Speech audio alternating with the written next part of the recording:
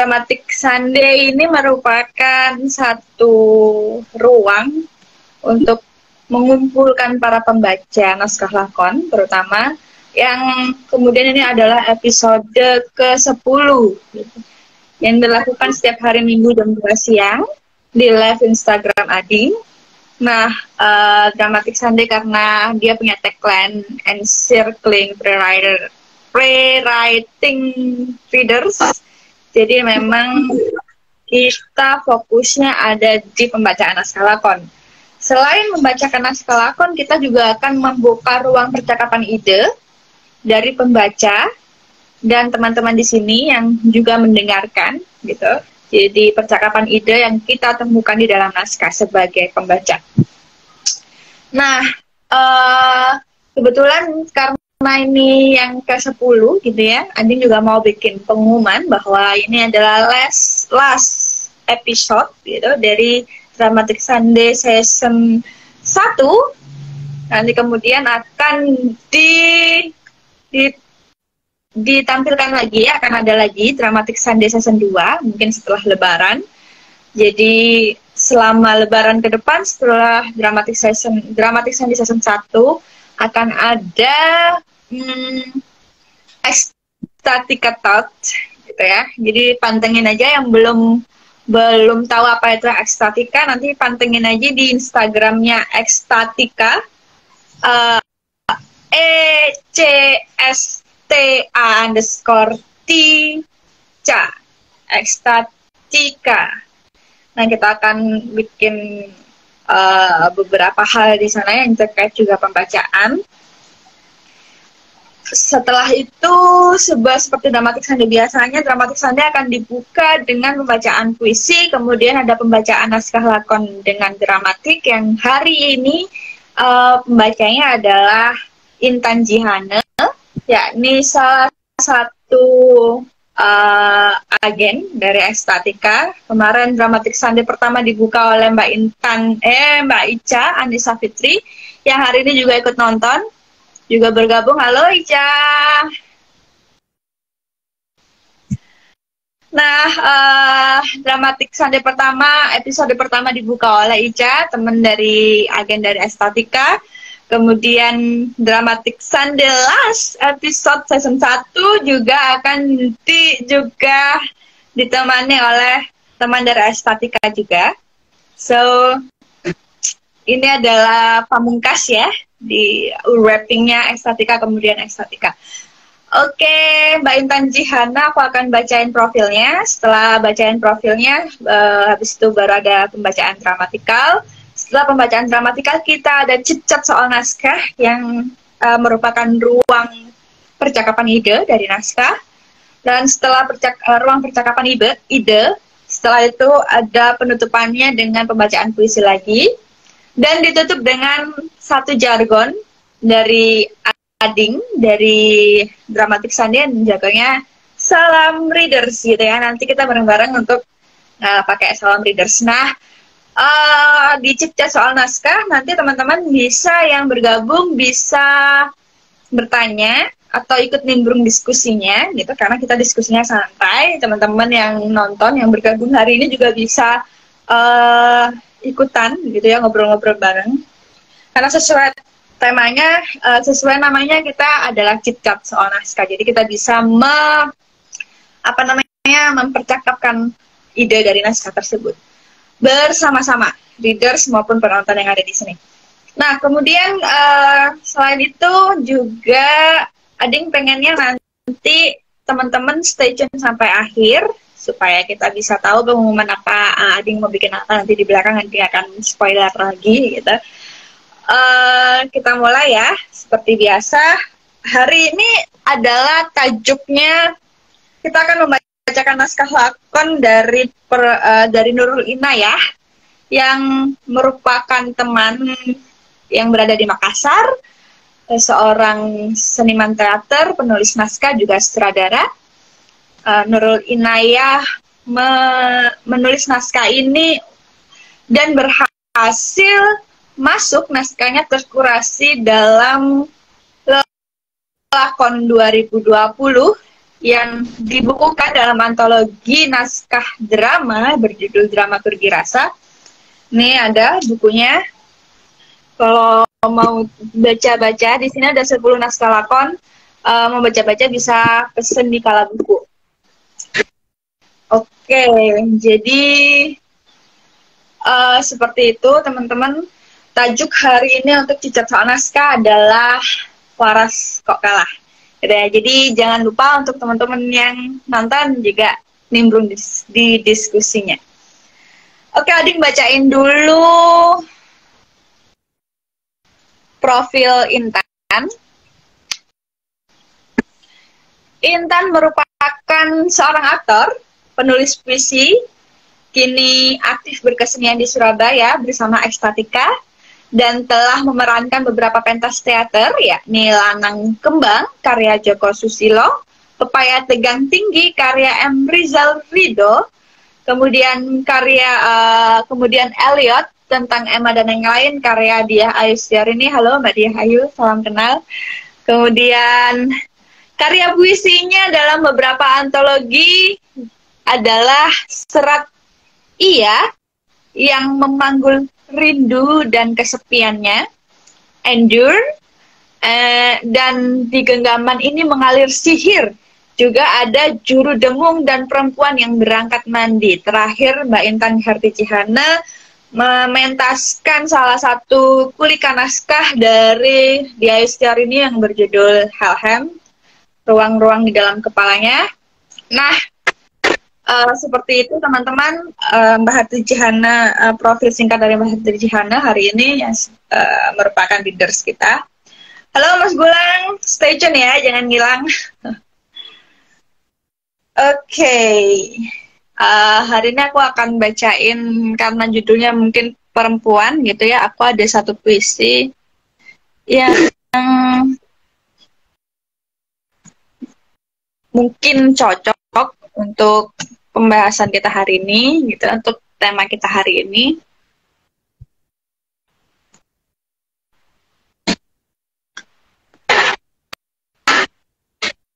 Oke.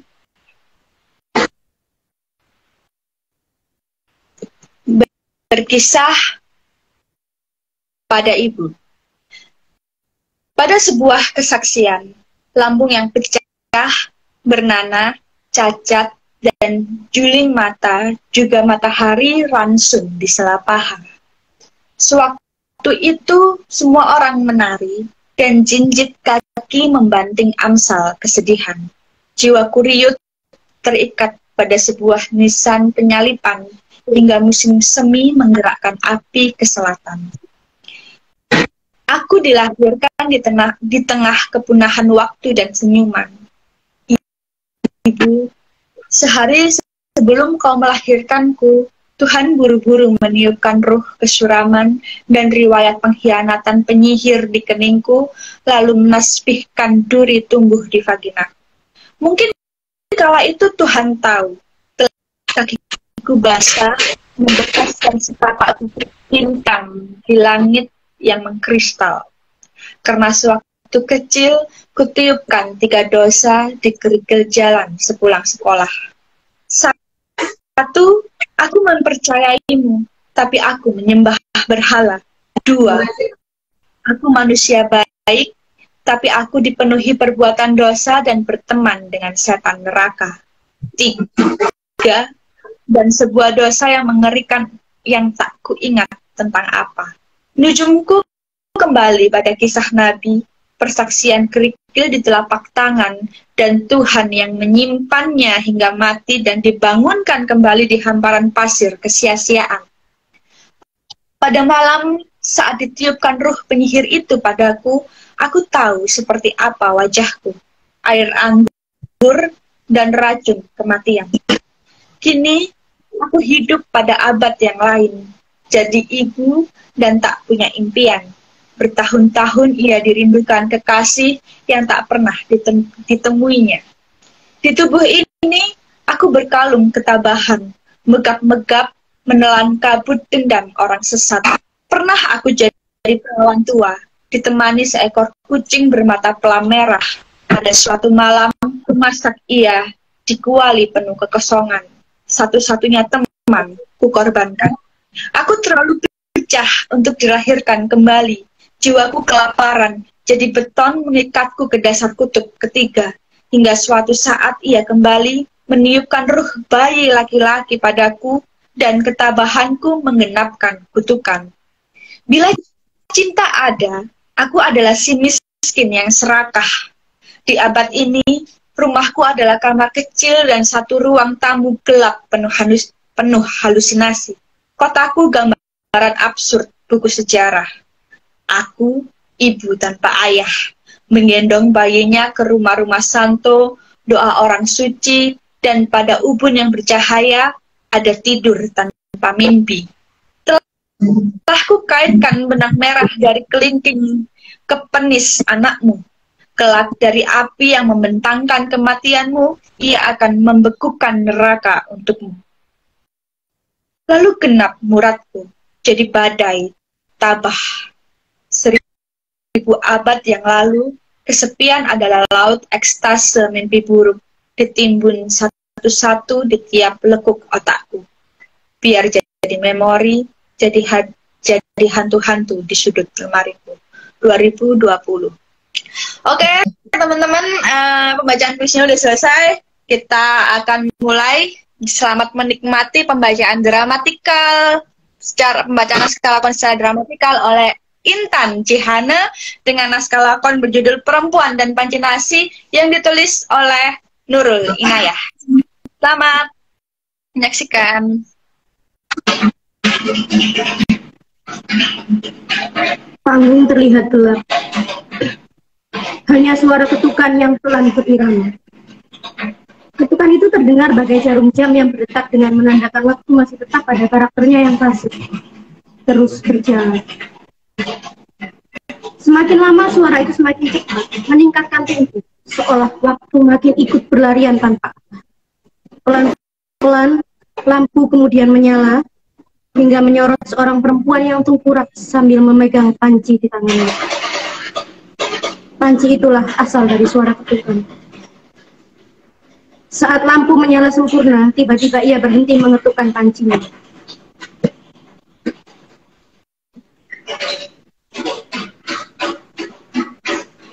Ternyata kalian, maafkan sikap saya barusan, mungkin telah membuat telinga bapak dan ibu hampir pecah. Saya sama sekali tidak bermaksud untuk mengganggu ketenangan dan kenyamanan kalian.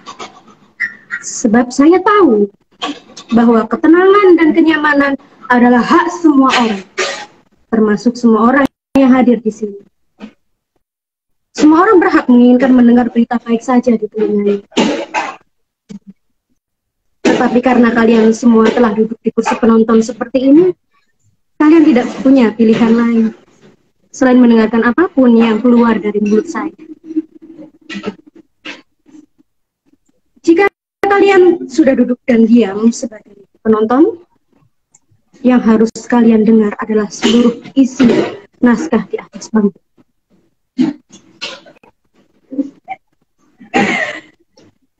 Saya tahu ada di beberapa kalian yang kecewa karena harus mendengarkan saya berbicara. Di negara ini, berbicara bahkan harus memenuhi syarat secara profesional. Syaratnya adalah jika mulut kalian bisa mengeluarkan suara.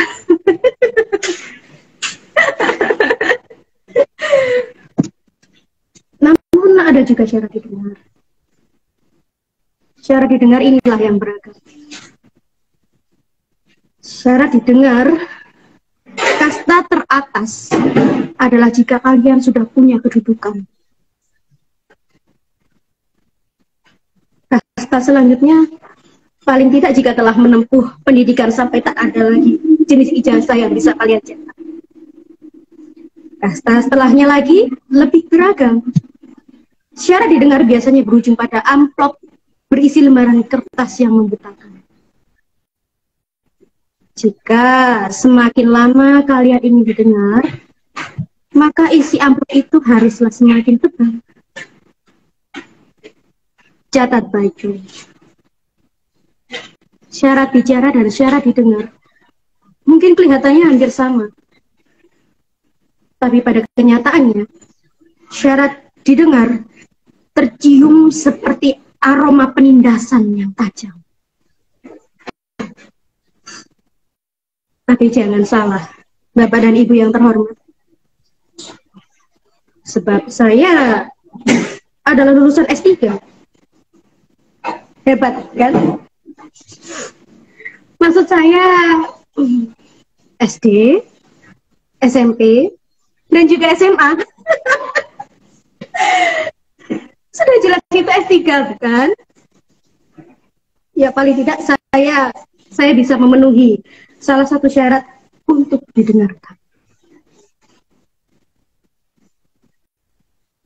Perempuan itu dengan gerakan cepat memperbaiki penampilannya. Dia tampak menepuk-nepuk bajunya yang lusuh, serta mengelap wajahnya yang agak berantakan. Dia seolah mencari sesuatu untuk dapat digunakannya sebagai tempat duduk. Perempuan itu kemudian mengambil ember yang ada di sudut panggung dan menjadikannya sebagai kursi. Dia duduk dengan gaya yang elegan, menarik nafas dalam-dalam, dan melanjutkan bicara.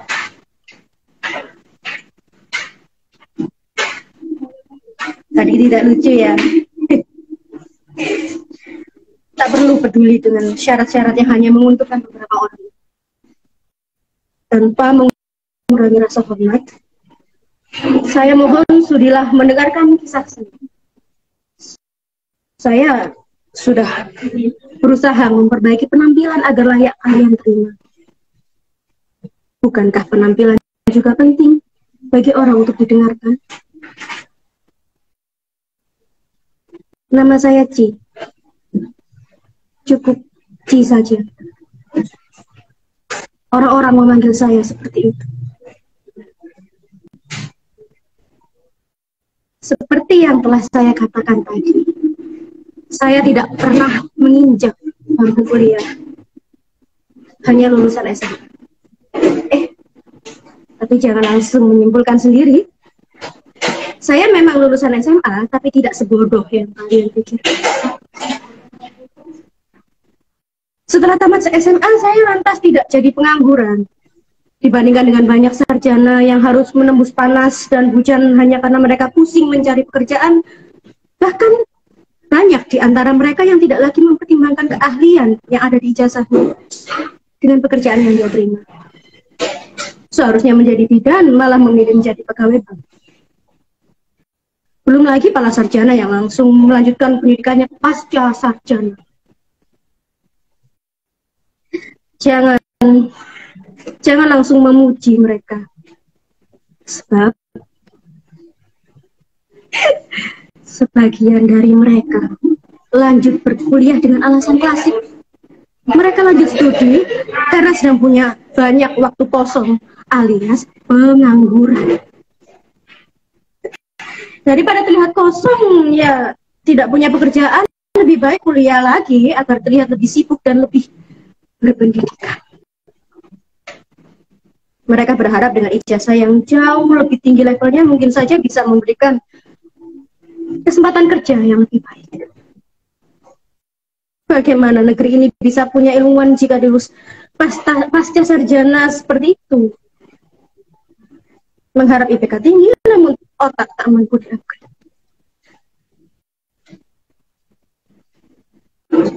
Maaf, saya akan melanjutkan. Nah, setelah lulus SMA, saya lantas bertemu dengan Pak Dahlan. Dia adalah seorang doktor jurusan komunikasi. Sebagai seorang doktor, dia masih sangat muda. Pak Dahlan mengajak saya bergabung dengan salah satu partai yang cukup besar. Awalnya saya tentu ragu. Masa lulusan SMA seperti saya bisa langsung menjadi kader partai? Padahal pengalaman pun saya tidak punya. Ji, kamu harus yakin pada diri sendiri.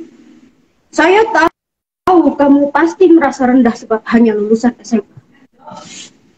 Tapi saya yakin kamu ini punya kecerdasan yang luar biasa untuk bergabung dengan partai ini. Lagi pula, saya melihat peruntungan kamu pastinya bisa membawa banyak perubahan baik dalam partai. Kata-kata Pak Dahlan meyakinkan saya. Jangan berpikir dua kali. Sekarang mungkin kamu tidak bisa melanjutkan kuliah. Tapi setelah kamu sukses dengan tugas sebagai kader, saya janji, kamu pasti bisa berkuliah. Lagi pula saya juga sanggup membiayai kamu.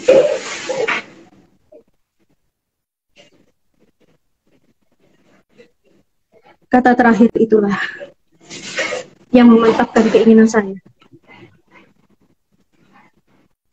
Maklum, berharap kepada orang tua untuk memuliakan saya sepertinya hanya angan-angan saja. Bersaudara 9 orang dan merupakan anak sulung mengharuskan saya untuk mengalah dan mengubur angan-angan itu.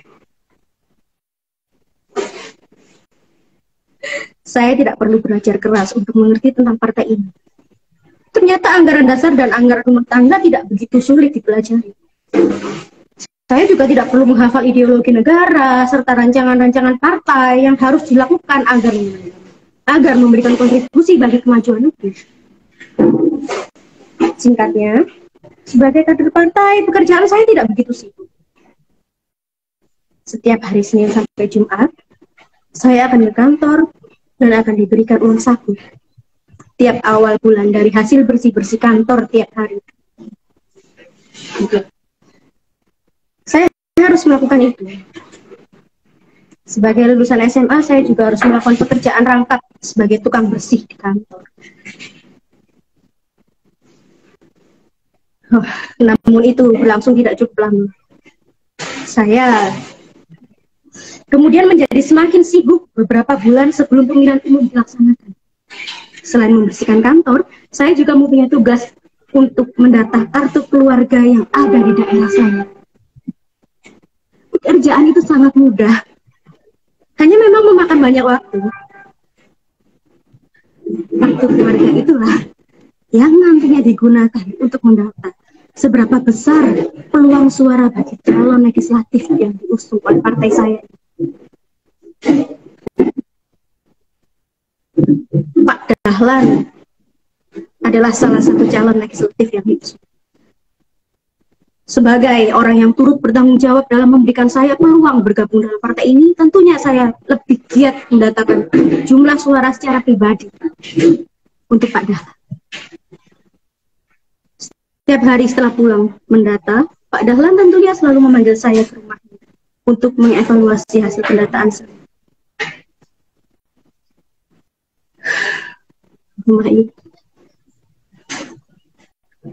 Rumah itu cukup besar. Tidak berisi banyak perabot.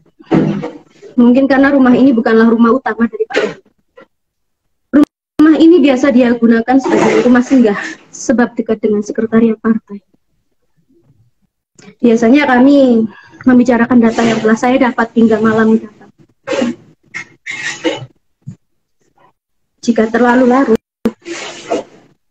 saya biasanya menginap. Begitupun juga dengan Pak Dahlan. Oh, biasanya bukan hanya kami berdua. Ada beberapa kader partai lainnya yang juga dipanggil oleh Pak Dahlan.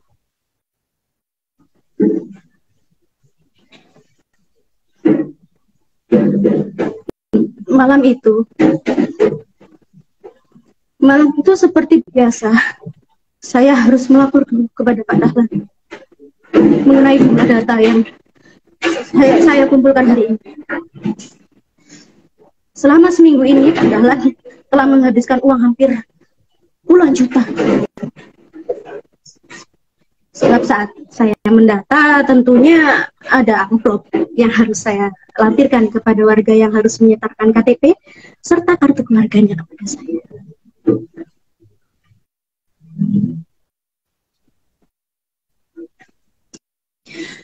Malam itu kedelapnya pulang lebih awal, sehingga saya hanya berdua saja dengan Pak Dahlan. Diam-diam saya melihat matanya, kemudian liar ke seluruh tubuh saya yang molek.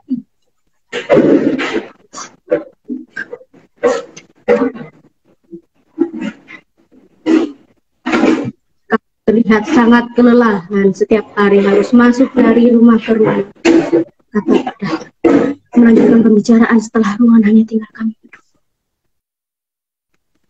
Tangannya pelan-pelan meraba paha dan menyentuh bagian tubuh saya yang selama ini saya jaga untuk orang yang saya cintai. Kamu jangan bersuara dulu, saya akan pelan.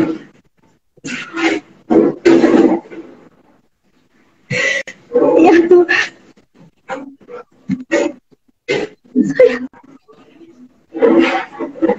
saya tidak sanggup bicara dan berbuat apa. Dia kemudian menyerang dengan buas ke atas tubuh saya.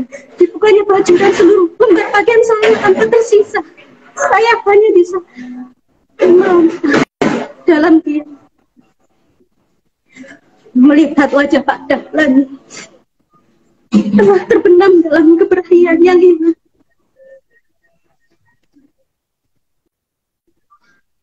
Tiba-tiba perempuan itu memukul-mukul tubuhnya sendiri.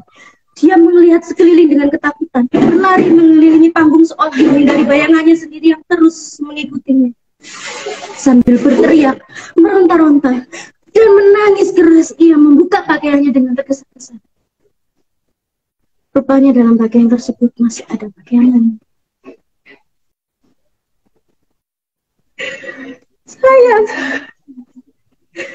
Saya sangat malu.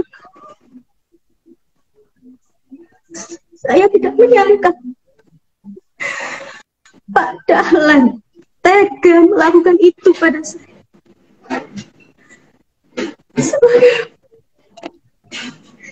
Sebagai wanita, saya sudah sangat tersanjung waktu dia memuji saya sebagai wanita yang cerdas.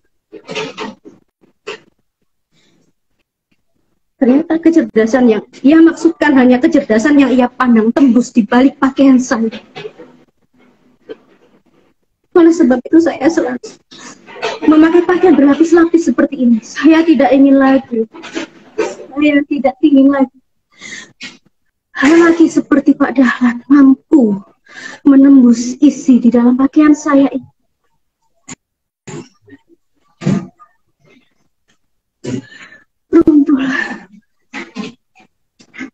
Runtuhlah seluruh kehormatan yang selama ini saya. Namun saya mulai menyadari saat itu, jangankan syarat untuk didengar, syarat bicara saja saya tak punya.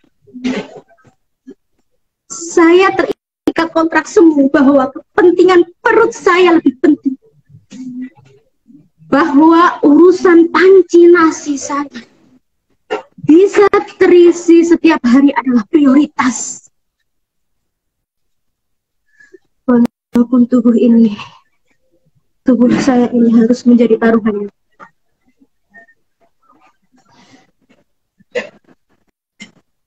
Saya lalu tetap melanjutkan kegiatan pendataan seperti biasanya. Saya tidak bisa berbuat apa-apa selain itu. Jika saya harus lapor pada pengurus partai lainnya, paling tidak mereka hanya akan tertawa. Mereka akan lebih percaya Pak Dahlan sebagai pria tersohor dengan karir dan pendidikan yang tinggi. Sedangkan saya hanya akan dianggap perempuan yang hanya menginginkan keuntungan dari ketenarannya sebagai calon legislatif.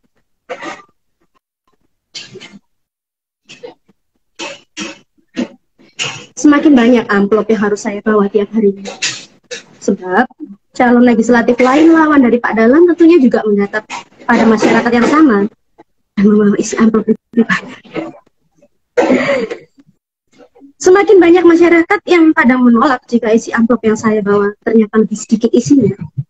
Hasil saya harus mengimbangi dengan calon rival Pak Dahlan itu. Tapi rupanya masyarakat banyak yang pintar. Terima saja semua amplop. Atau tidak akan ada yang tahu calon siapa yang akan dipilih. Bagaimana, Ci? Hari ini data kamu semakin bertambah jumlahnya? Tanya Pak Dahlan pada suatu malam. Sekali lagi, tetap memegang tangan saya bergantian dengan Pak Hasan. Ayolah, Ci. Saya tidak bermaksud untuk melakukan hal itu tempo hari. Hanya saja kamu ini begitu cantik. Selain itu, sepertinya kamu juga mempunyai peruntungan yang baik untuk orang-orang yang ada di sekitar.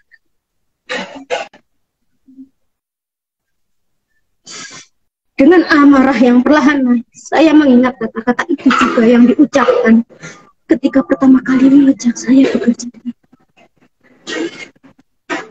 Saya tidak mungkin membiarkan kamu tanpa masa depan. Sambil mengucapkan, Pak Dahlan sudah meraba-raba kemana-mana.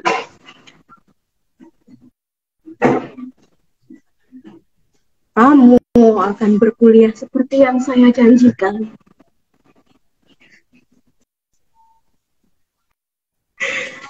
Dan kemudian kembalilah malam itu kemudian senyap bersamaan dengan mulutnya yang telah berada di atas bagian tubuh saya. Mana mungkin saya percaya orang seperti Pak Dahlan rupanya sama saja dengan banyaknya politisi yang sudah saya lihat sebelumnya. Jangankan untuk mendengar dan menyuarakan rakyat, menepati janjinya pun pada saya hanya akan menjadi angan-angan. Perempuan itu kembali memukul-mukul tubuhnya, berteriak, berlari, membuka pakaiannya lagi, dan tentu saja masih ada lapisan pakaian di dalamnya. Apalagi yang mesti saya banggakan pada diri saya ini. Tubuhku tak hanya boneka politik pengukul suara yang bahkan dilakukan dengan cara haram. Setelah itu akan menjadi makanan bagi segala yang nafsunya sangat beringas.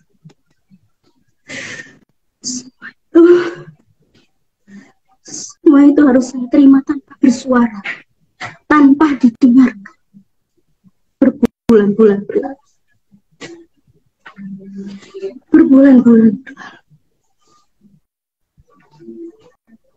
Mendekati hasil hari penentuan dari Pak Dahlan. Apakah dia berhasil duduk di singgasana semu di Senayan sana? Hanya harus kembali sebagai pengusaha yang berpendidikan tinggi sekaligus pengurus partai. 3 bulan berlalu dan akhirnya keinginan Pak Dahlan tercapai. Selama itu pun perutku semakin memburuk. Saya mengandung anak dari Pak Dahlan. Setelah memberitahu Pak Dahlan tentang keadaan saya, dia malah terlihat makin hina di depan saya. Apa maksud kamu berbicara seperti itu di depan saya? Mau memanfaatkan saya yang tengah berada pada puncak karir saya? Kamu perempuan yang tidak tahu berterima kasih. Saya sudah memberikan bonus sepeda motor untuk kamu, kan? Saya rasa itu cukup untuk membayar apa yang sudah kamu lakukan selama ini. Toh pekerjaan pendataan kamu juga tidak akan berhasil tanpa amplop saya yang kamu berikan kepada masyarakat, kan?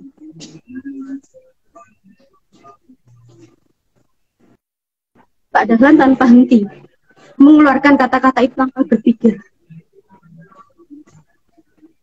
Dia lantas menarik saya keluar dari rumahnya dan mendorong saya tanpa memikirkan janin yang sedang saya kandung.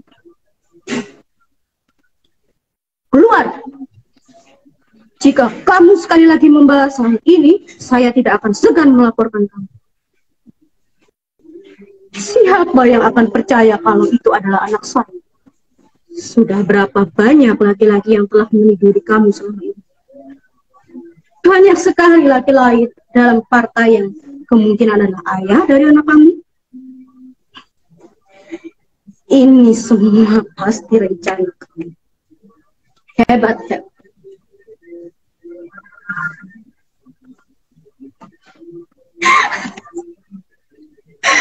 Hanya itu yang saya dengarkan. Hanya hinaan bahwasanya adalah perempuan yang sama sekali tidak ada gunanya. Hanya karena untuk makan enak saja, saya harus menghadapi kenyataan yang sangat pahit itu. Sejak itu, saya memutuskan untuk tidak akan menemui Pak Dahlan lagi. Sudah cukup. Sudah cukup perjuangan saya demi panci nasi telah merenggut asa serta harga diri saya.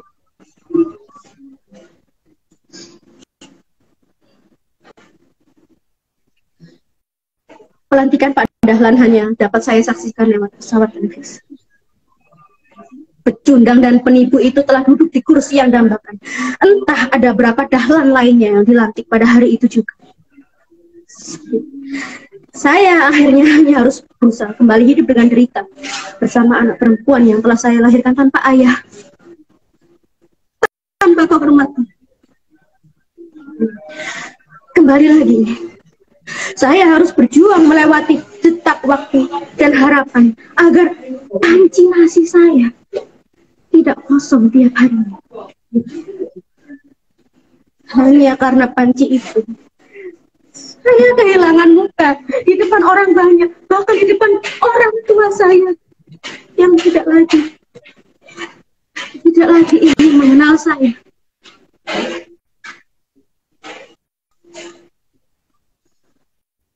Kini sosok pria bengis telah menjadi Dewan Perwakilan Rakyat, atau lebih pantas dikatakan Dewan Penyampah Rakyat.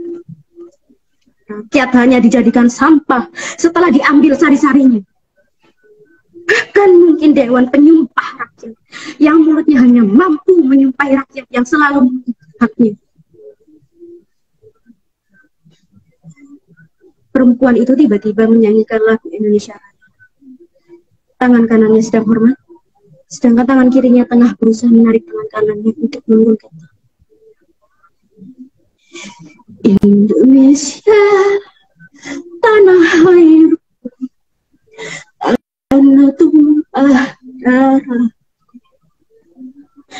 Di sanalah aku berdiri, jadi pandu ibuku. Indonesia, kebangsaanku, bangsa dan tanah airku. Marilah kita bersatu, Indonesia bersatu. Hiduplah tanahku, hiduplah negeriku, bangsaku,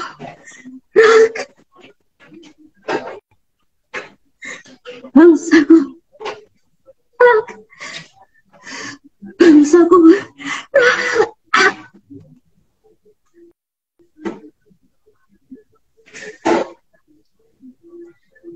Maaf Bapak dan Ibu,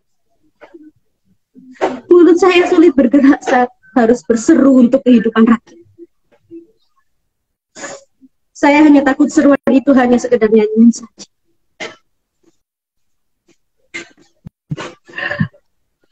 Kini sudah 10 tahun setelah Pak Dahlan mencampakkan saya.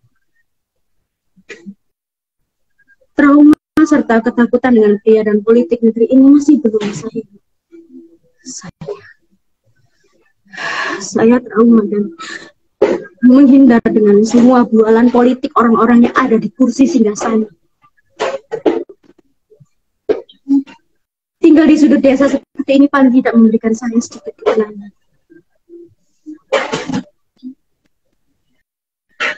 Bangsa ini perlu pemimpin yang tegas untuk kepentingan rakyatnya. Hidup rakyat. Rakyat haruslah diutamakan. Hidup rakyat. Tak ada yang lebih penting dari rakyat yang sejahtera. Hidup rakyat. Oleh karena itu, saya di sini berjanji untuk mewujudkan rakyat sejahtera jika menjadi presiden.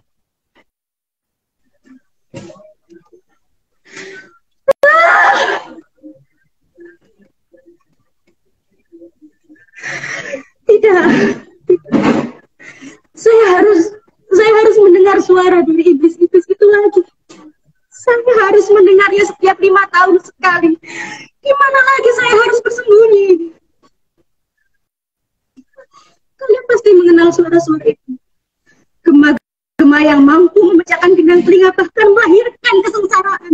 Suara-suara itu yang tiap tahunnya harus kita dengar sebagai obrolan janji dan nyanyian mahal. Pemilihan presiden selalu menjadi perbincangan yang tak mampu. Bahkan jika saya tinggal di desa terpencil ini, saya tidak bisa menghindarinya. Saya hanya berusaha untuk tidak ingin terlibat. Hanya fokus bekerja demi membesarkan anak perempuan saya satu-satu. Anak saya bisa makan, itu prioritas saya. Bisa sekolah atau tidak menjadi hal yang penting.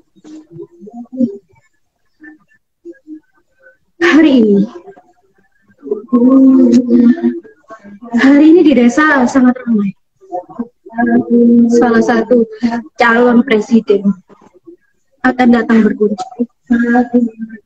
Seperti biasa akan ada pembagian sembako untuk warga desa saya. Sama kita tidak punya minat untuk mengantri sembako dari calon pencuri makanan kita nanti saat dia terpilih. Saya hanya sibuk di rumah menyelesaikan cucian. Mungkin dengan begitu saya bisa memperoleh tambahan makan dengan upah mencuci. Namun tiba-tiba Ibu Siti berlari menerobos masuk ke rumah. Cing!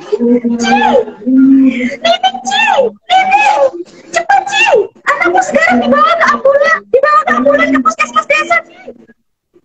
Kenapa denganmu? Dia ikut ngantri sembako, Cing! Tahulah banyak orang, anakmu malah jatuh dan diinjak-injak.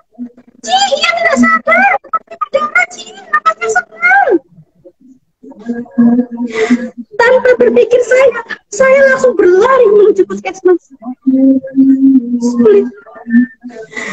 Sulit untuk masuk melihat anak saya karena kerumunan yang ada di sana menghalangi saya.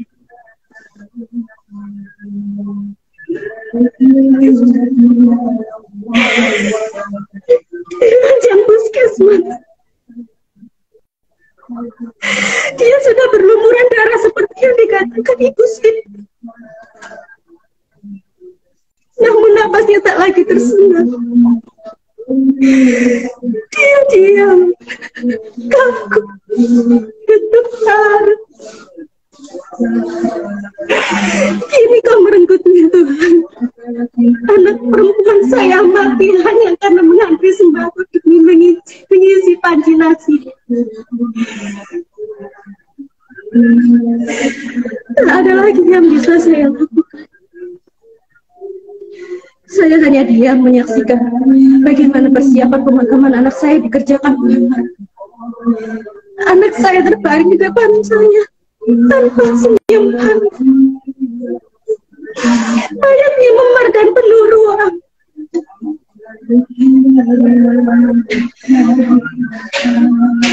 Tiba-tiba ramai terdengar suara sirine di depan rumah. Rupanya calon presiden yang membagikan sembako yang didatangi anak saya datang melayat sebagai bentuk simpati. Saat ia memasuki ruang tamu tempat anak saya berbaring, saya seperti dibawa ke masa lalu. Masih teringat jelas diingatan saya.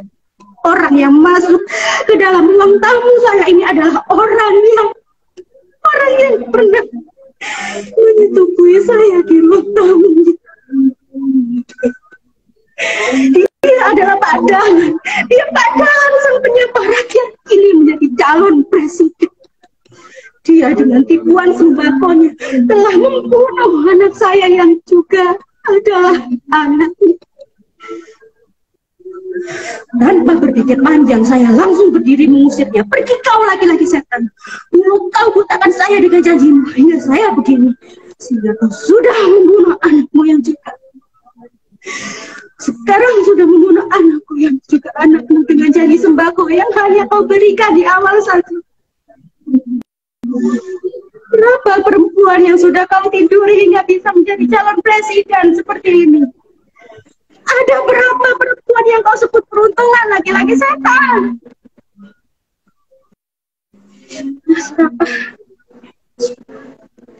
Sumpah serapah saya berlanjut. Setelah itu saya tak tahu apa yang terjadi. Yang saya ingat adalah saya terbangun di ruangan itu. Makaman anak saya bahkan tidak saya saksikan. Selang beberapa waktu saya akhirnya mengetahui bahwa saya dibawa ke rumah sakit ini karena dianggap gangguan jiwa sebab depresi akan kehilangan anak. Tak ada sama sekali yang mengusut mengapa saya berkata demikian kepada Pak.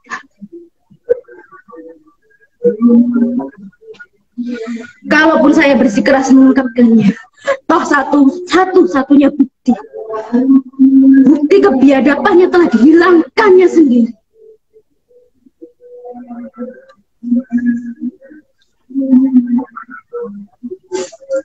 Saya jamin Bapak dan Ibu menyesal telah tetap tinggal di kursi penonton itu.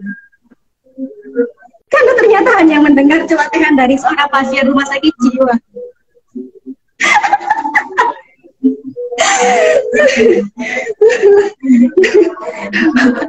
Bapak dan Ibu yang terhormat,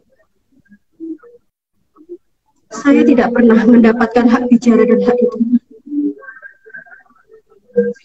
Sebab syarat-syarat yang diajukan sama sekali tidak bisa saya penuhi.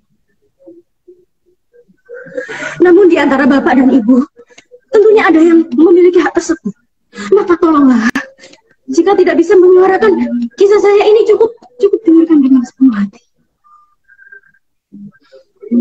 Saya hanyalah satu dari sekian banyak wanita yang harus berjuang demi Panci Nasi.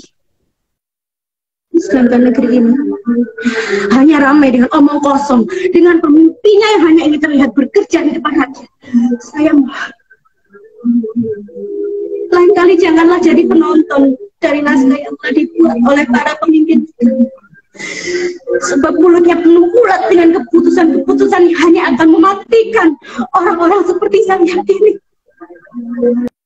Dan yang tersisa hanyalah saya dan Panci Nasi yang akan tetap kosong.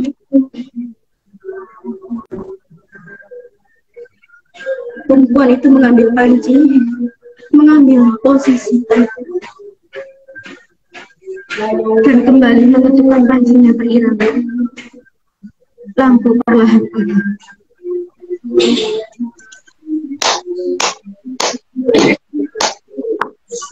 Wah, keren banget Mbak Intan sampai nangis bacain naskahnya dari Nurul Inayah. Wah, sangat nangis loh teman-teman readersnya hari ini. Pamungkas banget pembacaannya. Yang sepakat boleh ngasih apresiasi buat Mbak Intan di kolom chat. Juga mungkin ada yang pengen komen atau apapun atau gabung di diskusi, jangan lupa untuk datang di kolom chat tulis saja nanti pengen diskusiin. Nah, tapi jangan lupa bahwa tema diskusi hari ini adalah waras kok kalah.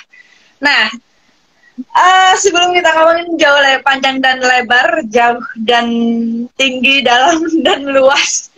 Nah, aku mau ucapin naskah ini keren ya. Kayak ngasih kita potret tentang satu peristiwa yang dipenuhi dengan nestapa gitu. Satu peristiwa yang dipenuhi dengan nestapa. Ini ada nih Mahadayanawa komentar, jahat banget nih panci nasi ya. Panci nasinya yang jahat. Oke.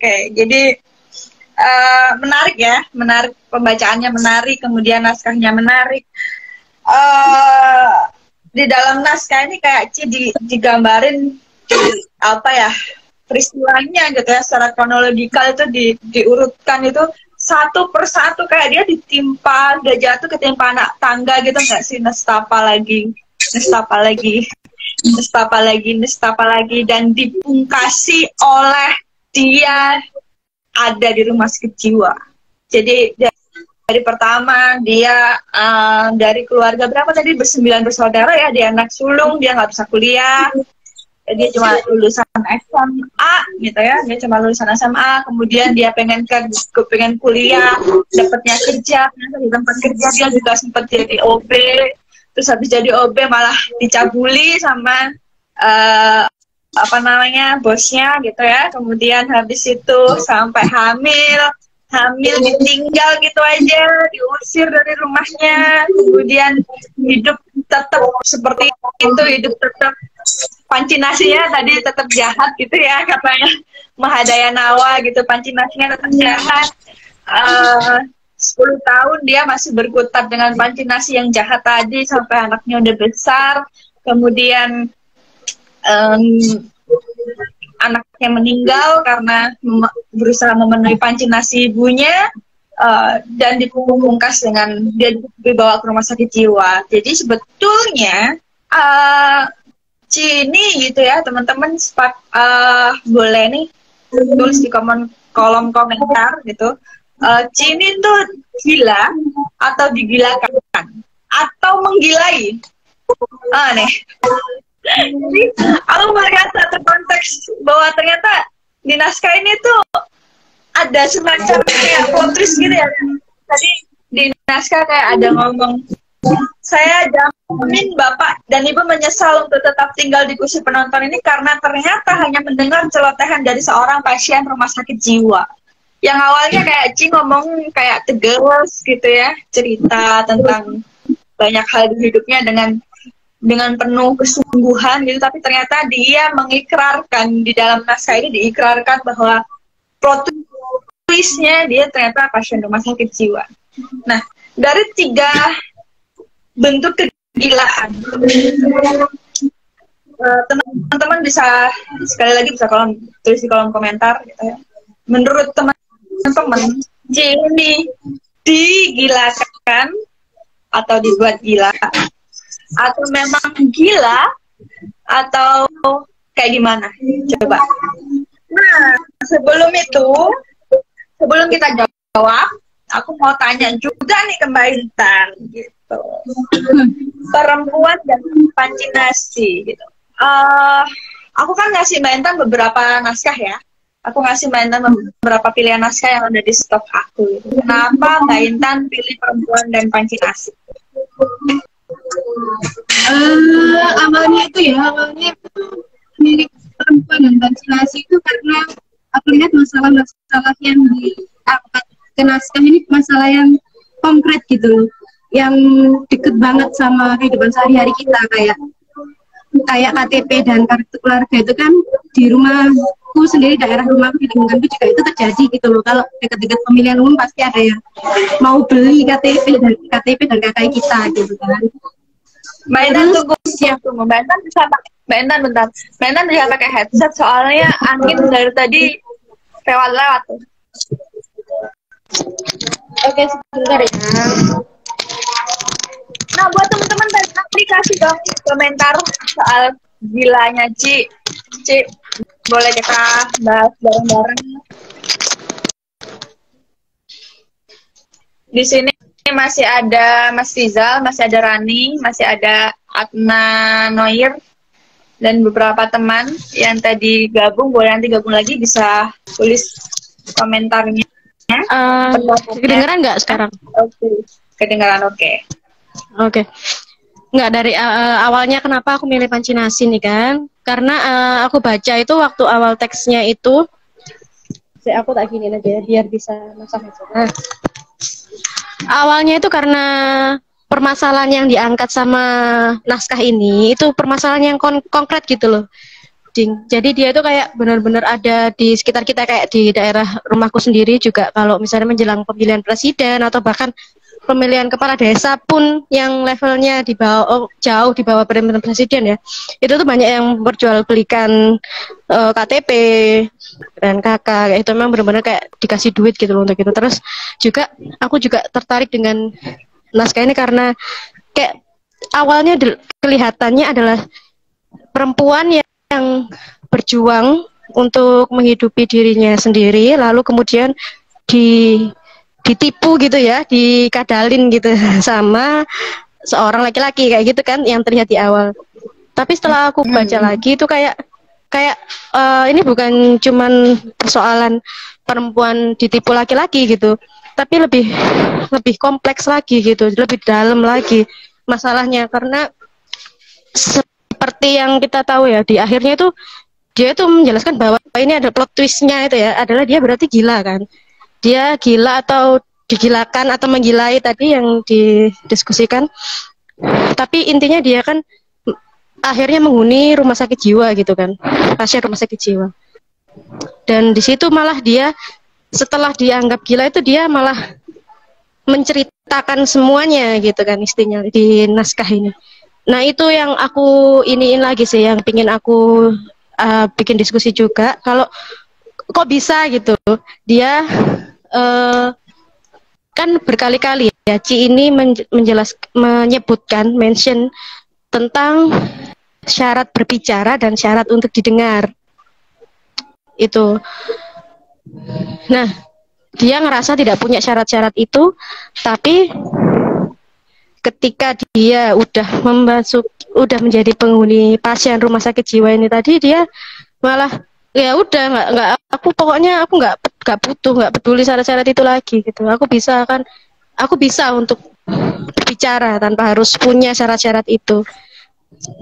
Nah, yang menarik kan di situ, apa kita harus gila dulu gitu ya untuk bisa speak up gitu, apa yang kita inginkan atau yang kita pendam gitu, kita pikirkan.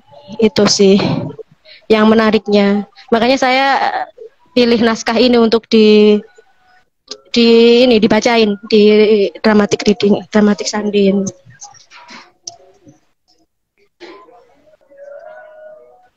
Oke, menarik banget ya. Jadi kayak apa kita harus gila dulu untuk bisa speak up.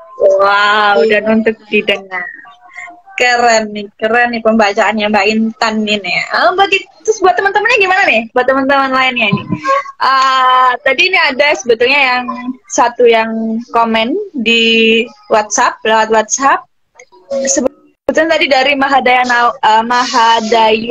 Mahadayawana apa tadi ya? Jadi ya, yang dia udah ini katanya kelanda jaringan. Mahadayanawa tadi kena jaringan error. Perempuan dan Pancinasi ini susah banget dipisahin gitu. Kayak Pancinasi ini selalu mengiringi gitu ya, selalu mengiringi setiap nestapa yang dibawa oleh tokoh. Nah, sebetulnya ketika aku membaca naskah ini semacam perempuan dan Pancinasi gitu kan judulnya. Tapi kayak aku membaca bahwa naskah ini tuh kayak mau ngomong perempuan versus Pancinasi. Gitu. Aku bacanya gitu, perempuan versus Pancinasi gitu. Karena bener apa yang dibilang oleh sama Mahadayanawa tadi gitu ya, bahwa semacam Pancinasi ini jadi faktor pemicu setiap nestapa yang dialami oleh tokoh. Karena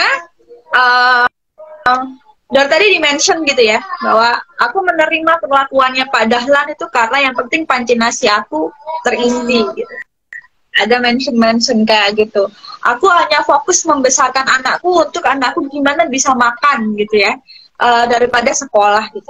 Selalu jadi faktor-faktor penentu di setiap keputusannya si tokoh. Gitu. Baik itu keputusan, kita nggak ngomongin keputusannya baik atau buruk gitu ya, tapi dia menjadi faktor utama yang dijadikan tokoh sebagai pegangan gitu ya. Semacam aku ideologiku adalah ideologi Pancinasi, semacam seperti itu. Kalau aku nggak Pancinasi gitu, nggak ada Pancinasi di dalam hidupku, aku tidak bisa bertindak apapun. Jadi semua tindakan yang diambil dia selalu berujung punya aksis yang sama, yang punya aksisnya itu menuju satu titik, yaitu Pancinasi. Dan aku membaca bahwa naskah ini kebetulan kita skip dulu ya, ngomongin tadi belum dijawab sama teman-teman juga, sebetulnya gilanya Cini kayak gimana gitu, dan apakah kita harus gila dulu untuk bisa speak up, kita taruh di belakang. Nah, tapi aku mau baca ini tadi ya, bahwa kemudian aku membaca lebih jauh bahwa di sini perempuan versus Pancinasi ini kemudian merupakan satu term atau konsep gitu ya, yang dijejalkan, yang kemudian bebannya di naskah ini berat sekali gitu. Bahwa ada satu, kita selalu punya gambaran nggak sih bahwa perempuan itu identik banget dengan Pancinasi memang gitu ya, bahwa ada kita selalu punya dongeng gitu. Aku pernah didongengin, ada dongeng yang dimana ibu yang harus mempertahankan Pancinasinya untuk mengepul gitu ya, kemudian anak-anaknya kata nggak bisa ngisi nasisme, ideologi Pancinasi ini malah nasisme, oke, fasis banget ya berarti ya nasinya gitu. Lama ada yang kembali sorry. Ding, aku izin off cam dulu, aku mau pinjem charger nih, bateraiku mau habis. Off cam aja kok, tapi aku tetap di sini. Oke. Nah, jadi ada kemudian simbol-simbol yang didekatkan gitu di dalam naskah ini terhadap perempuan, yakni Pancinasi. Jadi semacam ngomongin, aku tadi mau cerita soal itu tadi, sorry ya dipotong tadi, soal ibu yang kemudian anak-anaknya tidak bisa makan dan Pancinasinya kosong, jadi dia harus merebus merebus batu gitu ya. Jadi lekat sekali gitu ya. Jadi lekat sekali perempuan ini dengan Pancinasi. Semacam kayak peran perempuan yang disimbolkan dalam naskah ini tuh adalah bentuk kecukupan pangan di naskah ini. Ada semacam beban yang dibawa oleh naskah untuk mengatakan bahwa peran perempuan adalah simbol untuk kecukupan pangan gitu, yang kemudian disimbolkan sebagai Pancinasi di sini. Nah, tuntutan peran perempuan itu yang kemudian dieksplorasi dalam naskah ini. Sayangnya, bukan sayangnya, tapi yang ditonjolkan dalam naskah ini kemudian tokoh utamanya Ci itu terbelenggu oleh Pancinasi. Aku membaca seperti itu, kayak aku tadi bilang bahwa semacam kayak ada idealisme Pancinasi gitu, terus Mahadayanawa bilang bahwa ini nasisme gitu ya. Kenapa bisa mengarah ke sana gitu, karena aku membacanya naskah ini tadi, setiap keputusan yang diambil oleh Ci adalah keputusan yang aksisnya mengarah pada Pancinasi. Kan jadi bisa saja dia itu merasa ketika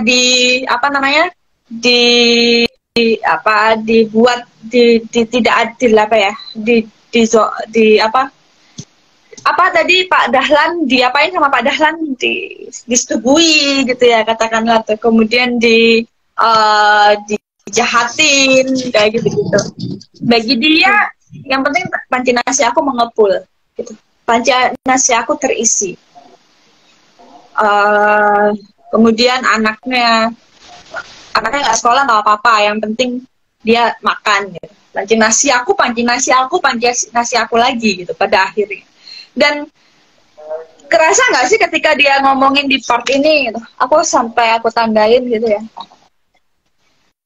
saya sama sekali tidak punya minat untuk mengantre sembako dari calon pencuri makanan kita nanti saat ia terpilih. Nah, ada layer, aku membacanya ada layer di kalimat ini gitu.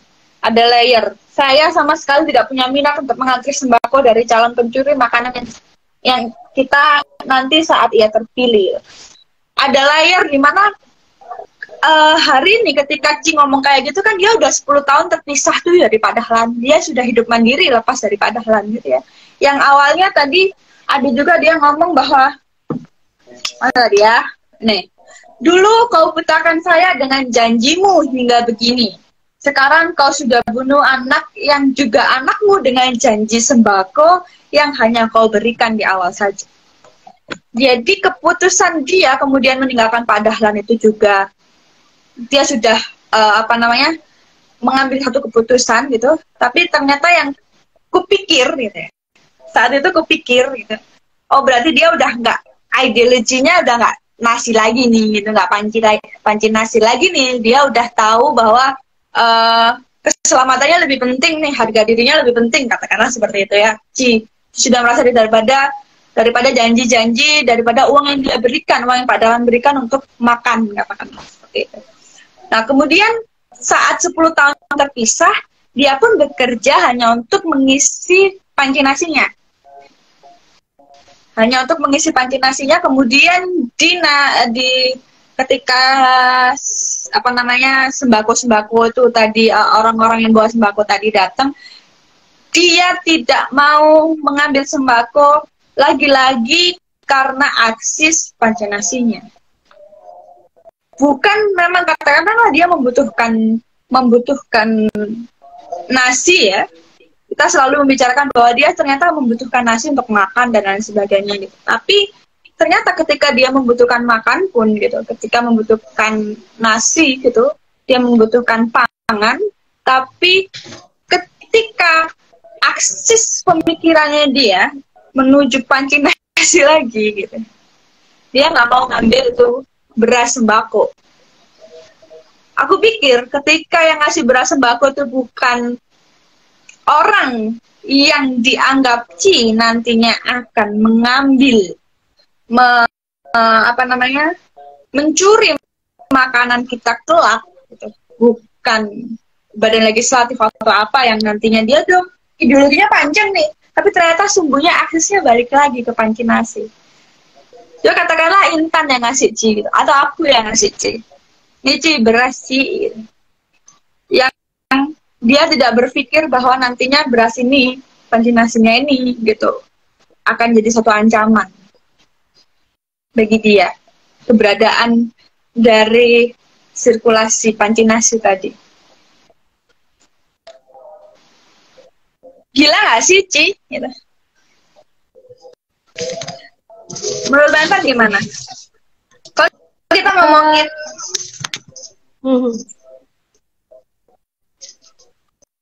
gimana perempuan dan panci nasi? Kalau kita ngomongin perempuan dan panci nasi, gimana nih korelasi perempuan dan panci nasi? Menurutku ya, panci nasi ini bisa digantikan oleh kata apapun. Dia itu kan hanya sesuatu yang diperjuangkan mati-matian gitu ya. Padahal sebenarnya di balik hanya panci nasi itu ada hal-hal lain yang dia perjuangkan gitu. Misalnya kayak anaknya itu tadi, terlalu kayak kalau misalnya pekerjaan hanya untuk misalnya memenuhi panci nasinya kan dia nggak perlu terikat, bisa iming-imingnya Pak Dahlan bahwa dia akan dikuliahin atau apa, itu kan berarti si Ci ini sebenarnya mengejar sesuatu yang lebih dari sekedar panci nasi, tapi dia sendiri tuh menggunakan term panci nasi, bahwa saya memang benar-benar mengejar panci nasi itu. Karena panci nasi ini pada Ci ada yang dikejar adalah panci nasi yang dia gunakan untuk yang dia gunakan sebagai simbol, sebagai sesuatu yang benar-benar dia inginkan. Di orang-orang lain, di manusia-manusia lain atau perempuan lain, laki-laki lain, ini bisa menjadi banyak hal. Misalnya ada cinta misalnya. Dia seperti misalnya seorang perempuan yang mengejar, yang benar-benar bilang bahwa saya butuh cinta, saya hanya butuh cinta, kayak gitu ya. Tapi pada prakteknya dia sebenarnya yang dia kejar itu bukan cinta itu, tapi kayak misalnya kenyamanan, rasa aman, kayak gitu dan lain-lain. Yang meskipun ternyata ketika dia dikhianati oleh yang dicari itu, tapi dia tetap kekeh ngomongnya bahwa saya hanya butuh cinta, kayak gitu. Sama seperti panci nasi ini. Jadi kayak sebenarnya yang Ci kejar itu mungkin ya, mungkin Ci ini nggak sadar gitu loh, apa sebenarnya yang dia bila ada kemungkinan dua sih, dia nggak sadar, dia nggak tahu sebenarnya yang dikejar itu bukan yang terlihat saja. Misalnya panci nasi kan kelihatan kan, oh ya harus ngisi ini pakai beras tuh, tapi sebenarnya beyond panci nasi itu dia sebenarnya yang dia kejar. Tapi dia nggak entah nggak jujur atau nggak tahu apa yang sebenarnya dia pengen gitu loh. Jadi dia hanya menyederhanakannya menjadi sebagai sebuah panci nasi gitu. Oke. Jadi kalau gitu Mbak Intan nih, meskipun jadi ada kata penyederhanaan dia yang Mbak Intan highlight gitu ya, dia tidak tahu gitu. Nah, kalau simbol panci nasi ini bisa dipanjangkan atau dieskalasi gitu ya dalam banyak bentuk realitas sosial hari ini, katakanlah cinta gitu, banyak yang kemudian bucin gitu ya. Nah, jadi itu bukan cuma dari cowok, bukan dari cowok aja gitu ya, tapi bukan dari cewek aja maksudnya. Kita bisa bayangin ke sana gitu. Katakanlah bucin itu kan juga yang penting cinta terus gitu ya. Berarti orang ngomongin bucin gitu, kita pasti responnya kayak gini nggak sih? Wah, dengar lagi bucin rek gitu. Wah gila nih wah gila nih orang bucin banget tuh. Kamu nggak apa-apa bucin kayak gitu? Katakanlah disuruh oke, kalau kamu mencintaiku, kamu harus memberikanku.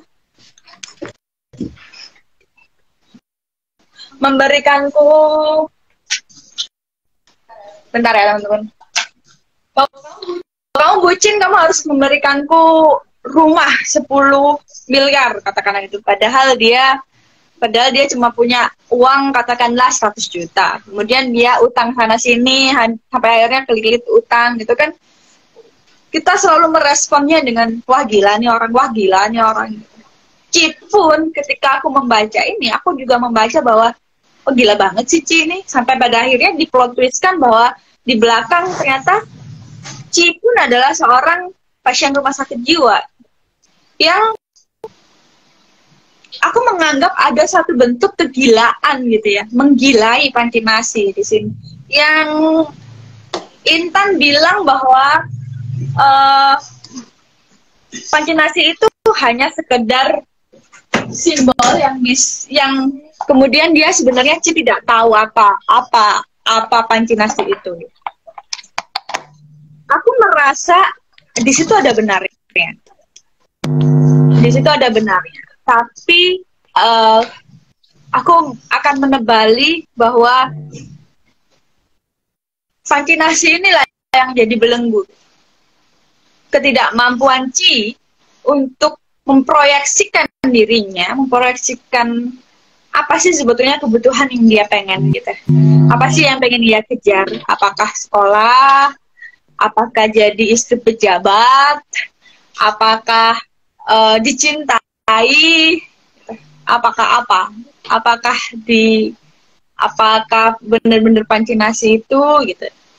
Jadi kalau Intan bilang bahwa ada semacam penyederhanaan begitu, semacam ada penyederhanaan, aku membacanya bahwa penyederhanaan ini adalah satu bentuk doktrin sebetulnya yang sudah ada dalam kepalanya Chi. Semacam kayak kalau kita terus-terusan terbelenggu gitu ya pada satu paham tertentu, pada satu konsep tertentu, maka kita akan kesulitan untuk membaca atau melihat lebih jauh daripada apa yang ditawarkan oleh konsep itu. Semacam ketika di awal Chi bilang bahwa alih-alih aku bisa sekolah, gitu. Alih-alih aku bisa melanjutkan sekolah, gitu. Pancinasi yang mengepul dari rumah keluarga besarku pun itu selalu diupayakan tiap hari. Kan ada gitunya ya. Benar kan Kak Intan? Ada gitunya. Dia anak 9 bersaudara yang kemudian alih-alih untuk membiayai kuliah gitu. Kuliah hanya ada di angan-angan. Kuliah hanya ada di angan-angan gitu.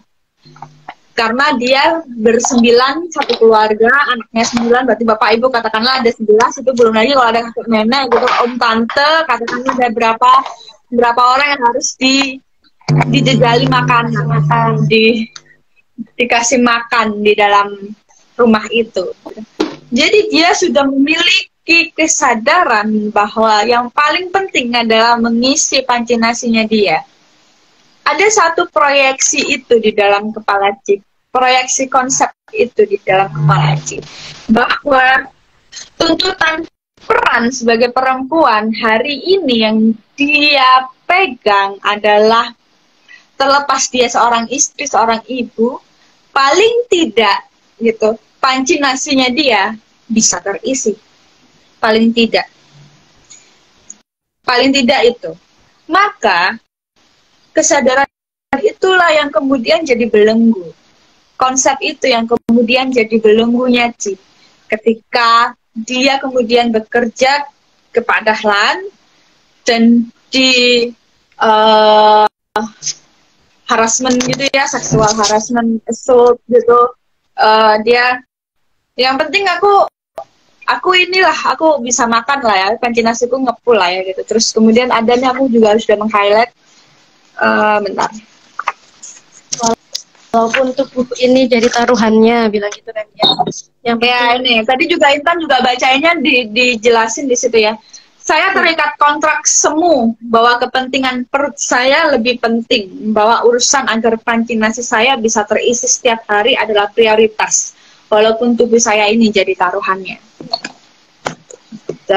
Nah, aku balik lagi ke sana bahwa ternyata pancinasi ini tuh belenggu banget gitu, kayak sesuatu yang kemudian sudah terdoktrin di kepalanya Chi. Itu pancinasi adalah sebuah doktrin yang harus diisi terus-menerus dan dia tidak punya jalan keluar lagi untuk menentukan sendiri value yang selain pancinasi itu apa sih value yang ingin dia kejar. So there is nothing gitu, there is no then pancinasi gitu. Nothing else matters gitu ya, katanya Metallica. Nothing, ya, katanya Metallica, nothing else matter gitu ya. Dan sebetulnya kejadian ini seperti yang Mbak Intan tadi bilang bahwa ini tuh dimiliki oleh siapapun gitu. Ketika doktrin itu masuk begitu keras kepada kita dan kita kemudian menggilai sesuatu di sini yang Chi menggilai pancinasi, aku membacanya dia menggilai banget pancinasi, apapun urusannya pokoknya pancinasi dulu lah. Apapun masalahnya pancinasi dulu lah, apapun ancamannya pancinasi dulu lah. Kalau dia tidak menggilai pancinasi seperti Mbak Intan tadi bilang, dia akan keluar dari belenggu yang dari awal malah, ya kan? Bahkan tidak ada kata-kata ini adalah kontrak semu. Sekali dia kena assault kayak gitu, dia pasti akan keluar. Kalau dia tidak menggilai pancinasi yang berawal dari doktrin konsep yang dijejalkan peran tadi. Mungkin ada semacam seperti itu di dalam kepala Chi. Nah, hari ini pun itu terjadi pada dari kita semua ya. Aku sebagai perempuan juga merasa kadang-kadang tuntutan masa gitu ya, itu melekat banget gitu di kita sebagai perempuan gitu. Kayak kalau kita nggak cantik gitu susah kayaknya ya kita mau ngapa-ngapain gitu, bahwa kita juga selalu tampil takut gitu ya, kita selalu takut tampil apa adanya selalu, maka kita menggilai menggilai banyak hal gitu, menggilai kosmetik, mungkin menggilai skincare, ada yang juga sampai menggilai operasi plastik gitu, hanya untuk memenuhi standar peran tadi gitu. Nah itu juga terjadi di laki-laki, kan, bahwa laki-laki pun peran konsep-konsep peran itu juga membebani ya somehow gitu. Kayak laki-laki itu harus perkasa, laki-laki harus bisa bekerja, kemudian laki-laki harus jadi kepala keluarga gitu. Laki-laki jadi kepala keluarga, laki-laki harus bisa punya bisa dia berhasil jadi ayah kalau dia bisa buat istrinya hamil, hal kayak gitu-gitu kan juga satu konsep doktrin yang kemudian dijejalkan, yang ketika doktrin itu masuk dan kita tidak bisa merasionalkannya gitu, ya terjadilah kegilaan itu. Bisa jadi kita jadi gila, atau kita justru menggilai sesuatu yang didoktrinkan itu. Kalau di sini doktrinnya Pancinasi. Atau ketika kita tidak bisa memenuhi, kita sadar kita tidak bisa memenuhi peran itu, konsep itu, maka kita akan dianggap gila. Wah, kamu perempuan, ibu, kok kamu nggak pernah pulang ke anakmu, kamu malah di sini dramatik sandean. Gila nih orang ini, gila nih ibu gitu. Ya kan, kita berdua ibu gitu ya, hari ini tidak membawa anak. Wah, gila nih gitu. Malah milih di sini dramatik sandean. Lalu kayak gitu enggak. Hal kayak gitu kan juga selalu tertimpa pada kita di realitas hari ini. Nah, belenggu Pancinasi pada Ci ini gitu. Kalau di naskah aku meruntut gitu ya, aku meruntut bahwa tidak ada pilihan lain gitu dalam status hereditarinya dia gitu ya. Jadi dia dari lingkungan yang miskin, kemudian karena dia terus terdoktrinasi seperti itu, Pancinasi dulu yang diprioritaskan, Pancinasi sampai pada akhirnya dia membuat satu lingkar setan gitu ya, satu lingkaran setan yang terus berulang, bahkan itu terjadian sama anaknya. Kegilaan itu menurun ke anaknya gitu ya, bahwa anaknya akhirnya juga memprioritaskan Pancinasinya dia, Pancinasi ibunya. Jadi ya aku pokoknya harus ngambil nih sembako gitu. Sekalipun ibuku nggak mau, katakanlah, aku harus ngambil nih. Pancinasi adalah perihal cukup dan tidak cukup. Wah, ini menarik nih. Pancinasi adalah perihal cukup dan tidak cukup. Kok aku bisa itu ada korelasinya sama apakah kita harus gila dulu sebelum kita speak up, baru kita bisa speak up ya.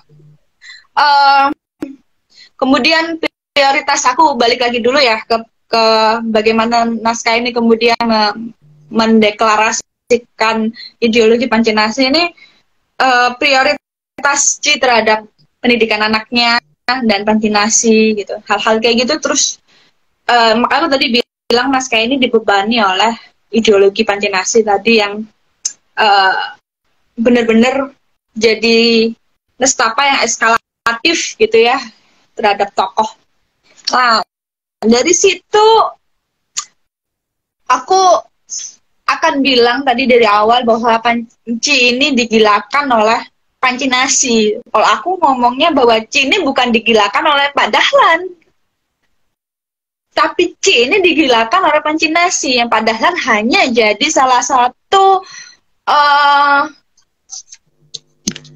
katalis. Padahal hanya katalis saja. Kita orang-orang kayak Ci gitu kan pasti lebih sering ketemu nestapa karena banyak juga orang di luar sana yang memanfaatkan nestapa itu ya.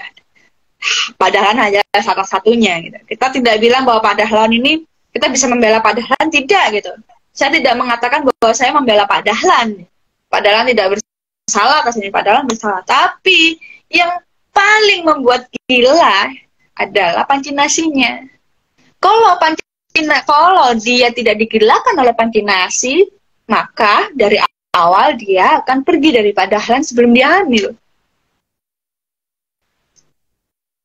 Dan dia bisa speak up lebih daripada dia menunggu gila sebelum dia digilakan oleh Pancinasinya.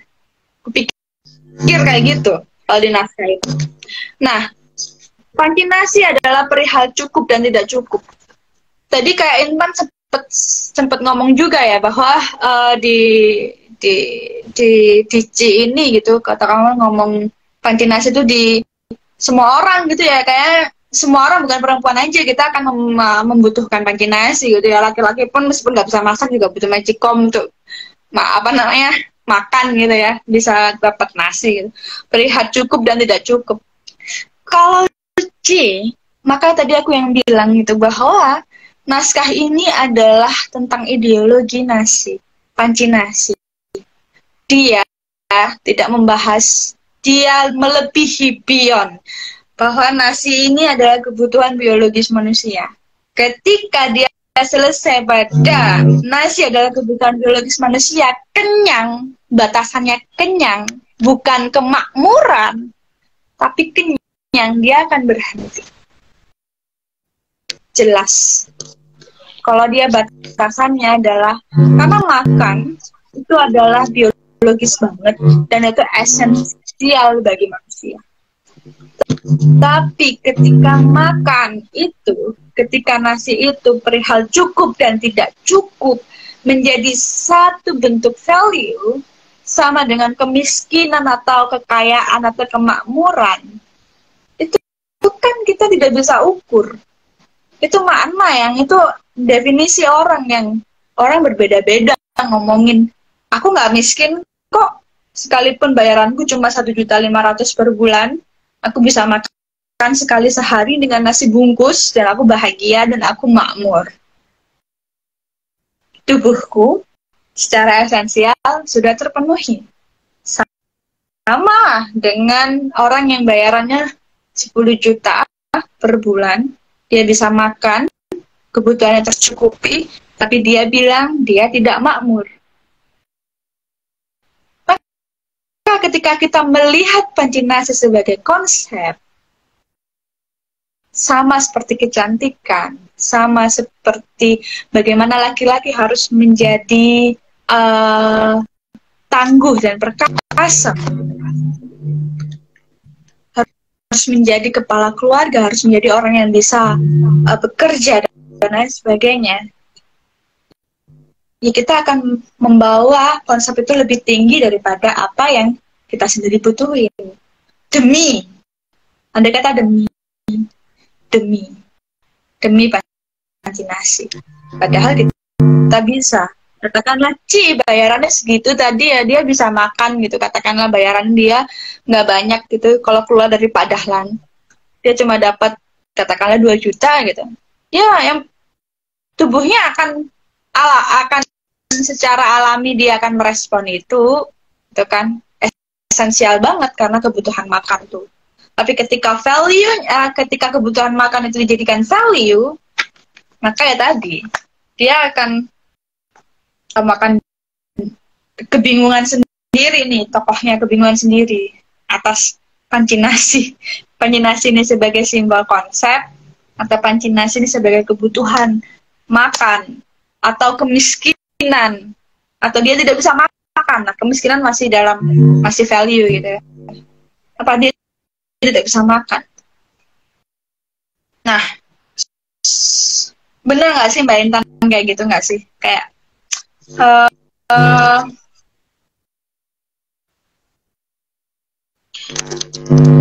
aku sih melihatnya ini menggilai Pancinasi. Kalau Mbak Intan gimana?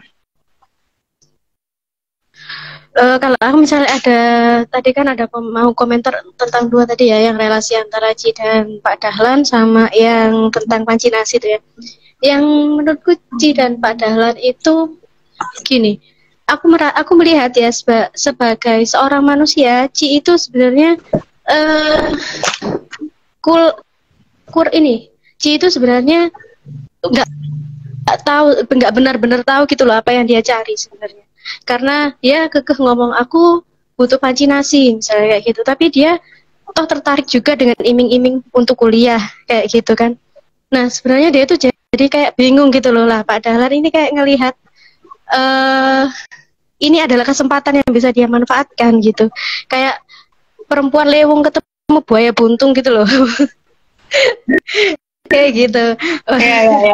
Jadi dia memanfaatkan situasi aja sih, padahalnya jelas dia juga orang yang tidak bisa disebut orang yang baik, tapi juga ya itu kan karena ada kesempatan yang dibuka oleh Ci ke situ. Nah terus yang kedua soal kenapa Ci sampai akhirnya rela kayak tubuhku ini taruhannya, misalnya kayak menyerahkan sampai tubuh yang dia bilang aku jaga untuk orang yang benar-benar aku cintai kayak gitu kan. Dia rela gitu ya, bukan rela dengan entah itu kejijikan dan kemarahan yang dia rasakan pada akhirnya, tapi kan pada saat itu ketika lawannya adalah Pak Dahlan, maka dia kayak dia ini punya keinginan untuk apa ya, dia bukan keinginan, Pak Dahlan ini punya kuasa atas Pancinasinya Ci itu loh. Dia ini terlalu Ci ini mungkin terlalu melihat satu dimensi saja gitu loh Bu. Kalau menurutku ya, pokoknya Pancinasiku terpenuhi. Dia nggak bisa melihat bahwa misalnya kalau dia di tempat lain dia bisa dapat nasi yang lebih halal misalnya kan, dia bilang halal dan haram tadi juga. Kalau misalnya Pak Dahlan itu kan dia bilang kalau dia melakukan hal yang haram, cara dia untuk meraih kekuasaan, tapi dia tetap di situ. Itu menurutku bukan karena dia terlalu menggilai Pancinasi, tapi karena dia nggak paham gitu loh. Dia nggak paham tentang sebenarnya yang dia cari itu lebih dari Pancinasi. Tidak pahaman ini yang akhirnya pada akhirnya pun dia tidak paham atas keinginannya, yang pada akhirnya pun keinginan itu juga tidak bisa dicapai. Maksudnya dia tetap nggak akan dapat Pancinasi itu tuh kan, Pancinasi tetap kosong gitu. Waktu dia akhirnya anaknya mati pula gitu, akhirnya dia snap gitu loh. Akhirnya kayak disitulah dia akhirnya menjadi kayak, wah aku nggak peduli lagi dengan apapun gitu, aku nggak peduli Pancinasi lagi, aku nggak peduli apa lagi, yang penting aku ini mau didengarkan. Aku sekarang keinginanku berubah menjadi dari sesederhana Pancinasi, tapi akhirnya aku mau didengerin gitu, tolong didengerin gitu kan. Tadi terakhir dia bilang bapak dan ibu saya memang nggak punya kuasa, nggak punya syarat untuk didengarkan dan bicara, tapi kan bapak dan ibu punya gitu. Setidaknya kalau misalnya bapak dan ibu nggak mau menceritakan kisah saya, setidaknya dengarkan saja kan gitu. Jadi dia shifting gitu loh, pada akhirnya ketika dia tidak bisa mendapatkan keinginan dia, Pancinasi ataupun hal-hal yang ada di balik Pancinasi, itulah yang mengakibatnya dia kayak wes pedot loh Bu, putus gitu loh. Kewarasannya gitu. Kalah, makanya dia kalah. Dia waras, tapi dia kalah karena dia enggak sebanding gitu, yang dia keluarin sama dia dapat, yang dia harapkan sama yang dia dapat itu nggak sebanding. Mati pula anaknya yang dia perjuangin gitu kan, satu-satunya anak perempuan ini yang dia maksudnya perjuangin untuk nasinya, Pancinasinya lagi kayak gitu-gitu. Itu yang buat dia menggilai Pancinasi, dan dia dibuat gila karena Pancinasi, dan juga harapan-harapan di balik Pancinasi itu. Menurutku sih gitu. Oke. Ini Adna Neuer. Pancinasi adalah kegagalan revolusi hijau Orde Baru yang membuat orang-orang menggilai nasi dan merupakan makanan pokok lainnya untuk hidup. Nah, Oh ya. ada satu bentuk ada satu bentuk kegagalan revolusi yang dibaca sama Adnan Noir. Adnan Noir nih panggilannya siapa? Adnan.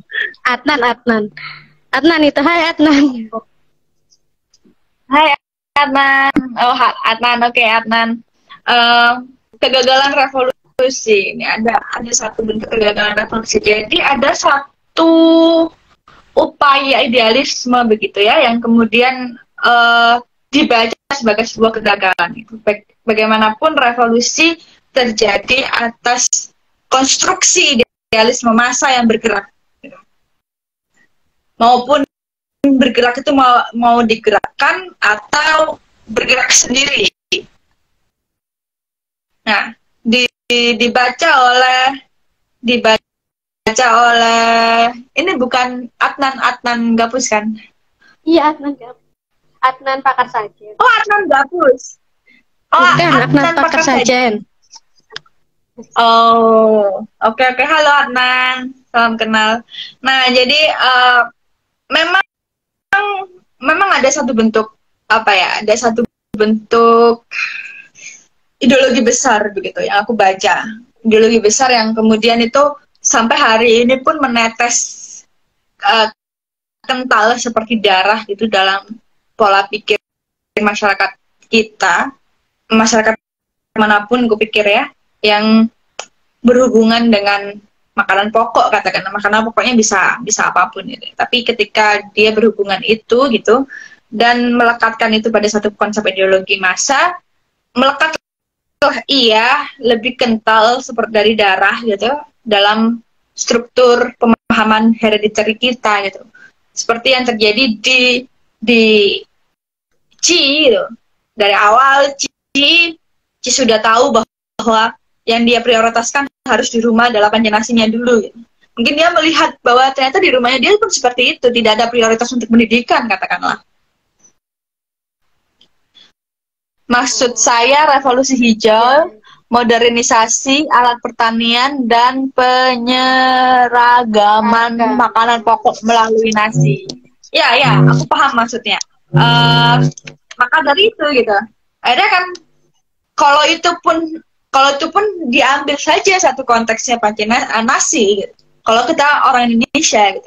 Dan itu terjadi. Gitu. Aku ngambil melebarkan pada poin pemikirannya, pada poin ideologinya, bagaimana nasi tadi kemudian yang dijadikan simbol idealismenya. Ada penyeragaman yang kamu bilang tadi. Ada penyeragaman. Ada satu itu kan penyeragaman itu terkonstruksi dalam satu ideologi yang kamu bilang revolusi hijau, modernisasi tadi, revolusi hijau tadi. Penyeragaman itulah yang menjadi satu konsepsi pada akhirnya. Yang akhirnya kita akan bisa bilang lazim atau tidak, itu seperti yang kamu bilang tadi. Orang lazimnya Indonesia makan nasi. Orang lazimnya Indonesia makan nasi. Kalau aku ngeruntut dari bagaimana cara kamu berpikir gitu, dari statementmu tadi. Udah orang Indonesia akhirnya kalau nggak makan nasi nggak enak nih, belum makan. Nah ada kesadaran itu di orang Indonesia. Itu dampaknya salah satunya. Kalau kita mau memanjangkan apa yang dalam konteks tadi, untuk mendekatkan statementmu ke naskah mengarah ke sana. Ya. Naskah mengarah ke sana. Jadi aku pikir bagaimanapun juga pancinasi yang dijadikan simbol itu pancinasi yang kita pahami bersama, kita sepakati bahwa hari ini ternyata pancinasi itu yang membuat Ci gila. Ketidaktahuannya, apa-apa yang dibalik pancinasi, harapan-harapannya kalau tadi Intan menyempurnakan gitu ya, yang membuat Ci gila gitu ya. Akhirnya menggilai pancinasi, terkesan menggilai pancinasi, dan kemudian dipungkasi bahwa yang membuat gila adalah pancinasi. Gitu. Kupikir kita waktunya beranjak pada pemahaman bahwa apakah kita gila dulu harus bisa speak up. Hari ini ketika dari tadi Intan bilang di naskah ini, Ci ngomong apakah aku pengen didengar, aku pengen didengar. Maka seakan-akan hanya orang gila yang bisa bercerita bagaimana dirinya hari ini secara gamblang. Yang selama hidupnya sebelum dia masuk rumah sakit jiwa, dia tidak bisa menceritakan siapapun. Atau tadi ada percakapan bahwa tidak ada, mana tadi?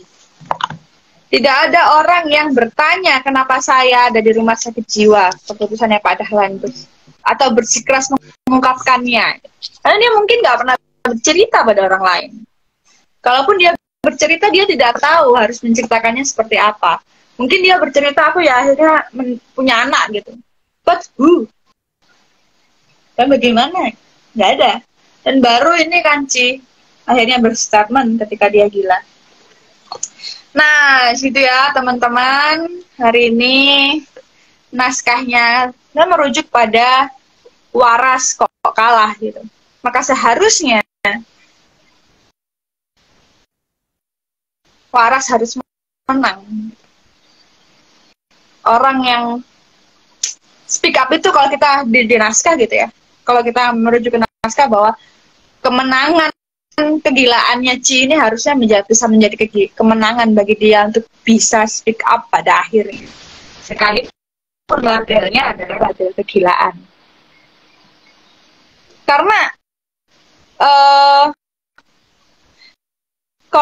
kalaupun kita waras, kalau kita balik lagi ke naskah ini gitu, ada dua sumbu nih tadi ya, kita membacanya dari kegilaan yang dibawa sama Intan gitu ya, dan sumbu dari bagaimana aku melihat ideologi Banjarnasi ini. Nah, kalau di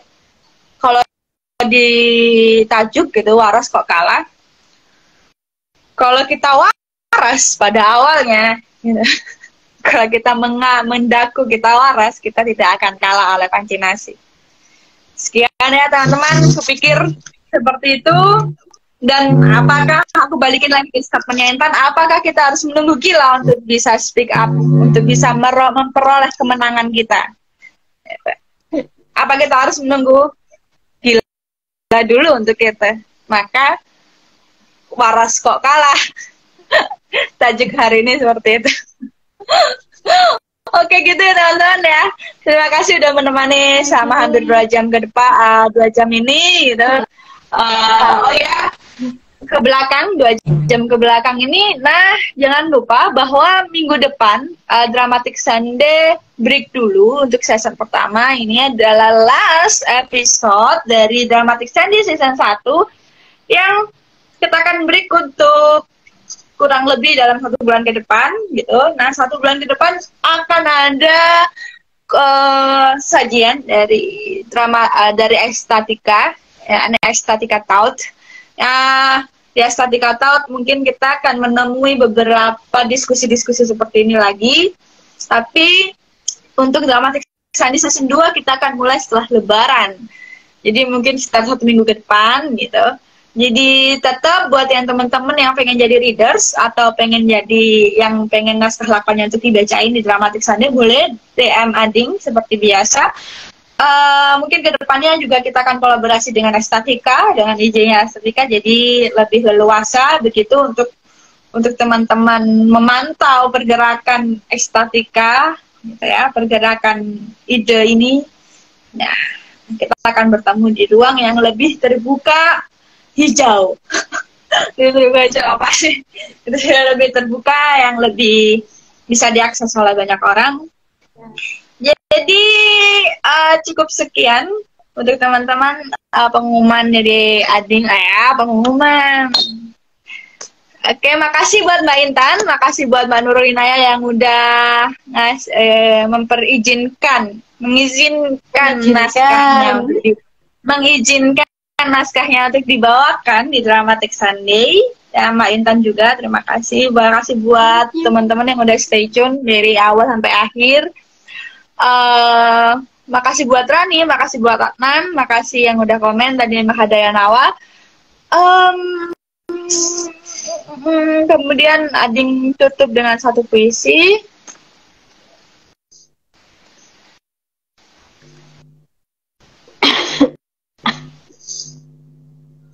setelah puisi kita jangan lupa ada jargon, salam readers.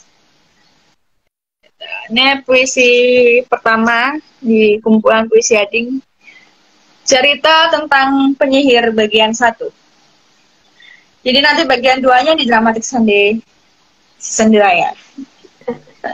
Ini adalah cerita tentang penyihir bagian 1. Iya, iris nadi dan darah keemasan itu. Di bawah guyup ranting dan rimbun daun, ia tangkap semua rasa dan bisu dari debu-debu. Darah membasuh kakinya, ibu yang abadi. Lilin api menyala, di atas percikannya air mata mewujud Hades, kematian dan kekasih.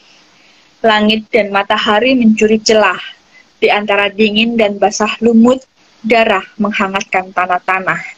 Sisa cahaya menambah kuning di pipinya. Ia hanya berbisik, "Aku menemukannya." Bintang dan buku-buku tua merapalkan doa putus asa. Di atas bayang alis dan urai rambutnya segala melesak, duri-duri tumbuh pada mata dan telinganya. Darah dari nadi itu membentangkan sungai emas, akar-akar sedih dan hutan menghitam. Mengalirlah hingga tanah paling dalam, mengalirlah pada jeritan, pada api yang memekarkan kefanaan, pada dosa dan tangis para dewa, juga syair-mair tak bertuan dari air suci yang kutuang pada bumi. Demi jiwa dan rinduku yang sedih, mengalirlah. Darah adalah perjamuan bahagia, biar tanah-tanah jadi dahaga dan langit tak bersuara. Mengalirlah hingga neraka, mengalirlah hingga tak ada lagi tawa dan surga, mengalirlah. Seluruh hutan menciut, burung-burung mengikik takut, singa dan serigala mengaum bersautan, ular berdesir di atas garis-garis batu, kelinci lumpuh dan ikan-ikan mengambang. Sedang gunung-gunung jadi beku, mati. Darah itu mengalir jauh ke dalam semesta. Di kejauhan taifun, dewa-dewa menggigil. Di perjamuan dan gemerlap warna darah itu, ia temukan kepak yang pernah didengarnya, juga perihal mantra yang tak usai dibaca. Sedang angin berjalan melewati gelang kakinya yang bercahaya, wajah nanar dan kuning pipinya ia benamkan pada butir debu-debu. Melayang, tipis, dan sia-sia. Nafas bukanlah kehidupan, ia ketiadaan. Di taifun dan dewa-dewa yang menggigil, suara hanya mantra yang ia rapalkan. Ia hantarkan nafasnya satu persatu pada perjamuan itu, ketiadaan itu, dan langit penuh sembilu. Dewi-dewi menangis, detak jantungnya lemah, gaun basah dan sayap layu. Ia kirimkan seluruh cinta yang dipendam langit. Di setiap sudut surga hanya mata suwangi. Juga api di lilin itu hanya menari. Ia dingin dan menggigil, sekujur tubuhnya kuning. Seorang dewa mengingat percakapan itu, penyihir itu. Ia adalah sepi. Lumut di bibirnya menggetarkan ruam yang sama dan sawang bertengger di bulu matanya. Ia mengingat lagi percakapan bisu itu. Ia hanya melihat perempuan itu rajut semua luka dan lebam di dadanya, benang-benang gelisah. Ia bercerita, "Aku mengenal suara-suara itu seperti aku mengenal tawa putraku. Setiap suara yang menjalar melambat di tapak teras rumahnya, juga hujan yang menyisakan retak-retak. Dewi-dewi di taifun mendengarkan, seakan dosa telah dijabarkan. Cahaya tubuh mereka berubah kelabu, meninggalkan jelaga pada dinding dan pilar-pilar. Dilindap hutan yang sedih dan darah yang mengalir ke neraka, telapak tangan yang dipenuhi seluruh waktu, berteriak memanggil 1000 hantu dari masa lalu. Ia mengenal suara itu seperti beratus tahun umurnya yang sia-sia. Ayah ibunya hanya serapa dan keterasingan, tak ada lagi warna untuknya. Di langit, matahari mengkristal, tak ada cahaya, Hanya mantra dan kemalangan, sedang pada kilatan terakhir tak ada hitam di matanya. Semuanya jadi putih karena darah telah merenggut bumi darinya, mencapai neraka. Oke, selamat siang, sampai jumpa di Ekstatika Daud. Ya, jangan lupa follow Ekstatika, ECSTA underscore TICA Ekstatika. Jangan lupa follow.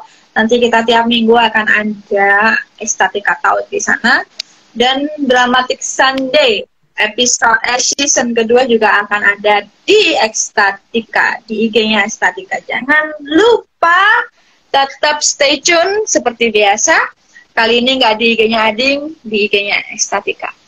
Oke teman-teman, mungkin seperti itu tadi chit-chat soal naskah dan pembacaan lakon Perempuan dan Pancenasi oleh Intan Jihana, naskahnya dari Mbak Nurul Inayah. Sampai jumpa di pertemuan selanjutnya. Salam readers, bareng-bareng yuk, 1, 2, 3. Salam readers. Readers. Bye-bye. Terima kasih ya, Intan. Bye. Bye.